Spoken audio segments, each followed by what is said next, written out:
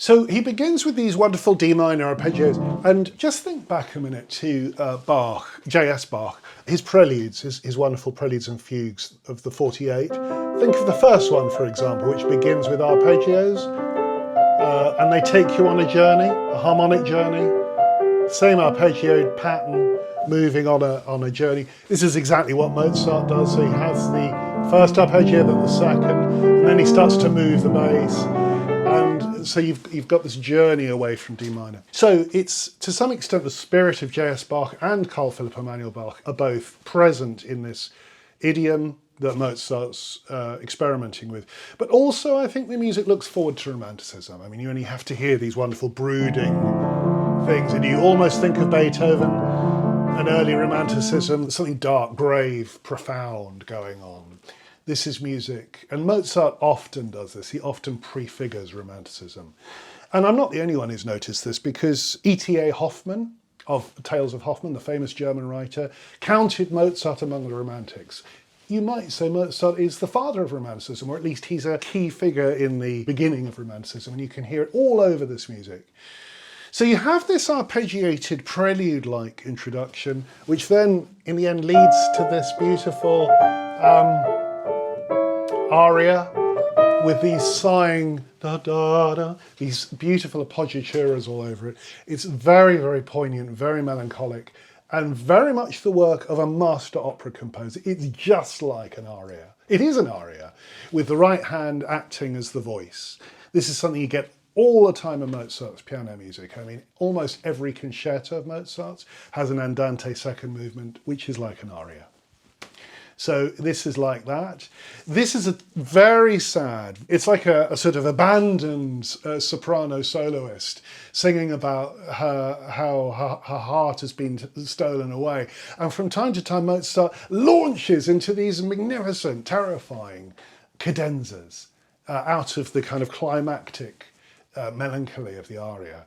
It's a way, it's typical of Mozart, it's a way of extending that melancholy into a dramatic, virtuoso gesture. It's also a way of showing off. Mozart loved showing off to his audiences.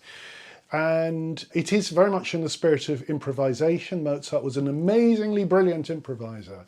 And it could well be that this piece is a written out improvisation. Then finally, okay, we then get into this lovely opera buffa moment. When I say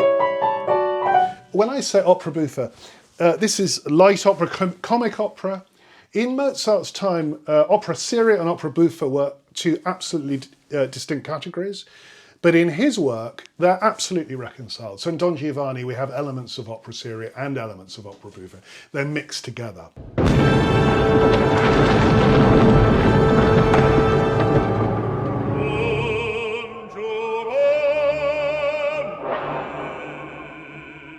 So it's in the reconciling of opera buffa, opera seria, the comic and the serious, in his work, the way he brings them together in a perfect blend, so that we have a new art form, essentially, opera that's both serious and comedic.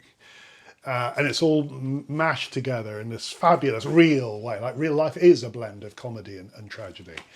That's what Mozart understood, and that's what his operas do. And even in this little Fantasia, we have the opera seria, and then we have the opera buffa element. And in the original, the opera buffa section, which has all these wonderful rhythms and playful things happening, and you'll see that in the animated commentary. I'll try to explain how those work. So at the end, there's this wonderful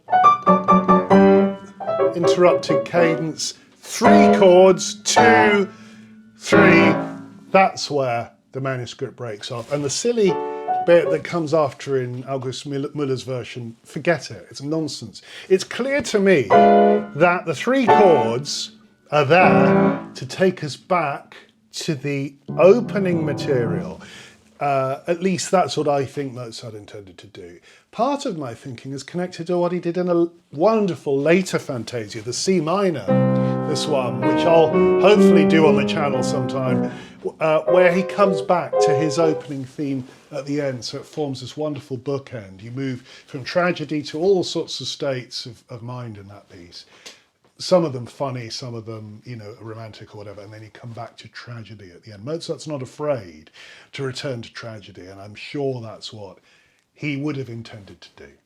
So without more ado, here is Mozart's D minor Fantasia with my completion, which I hope is very much in the spirit of the great composer himself. I hope so. Enjoy.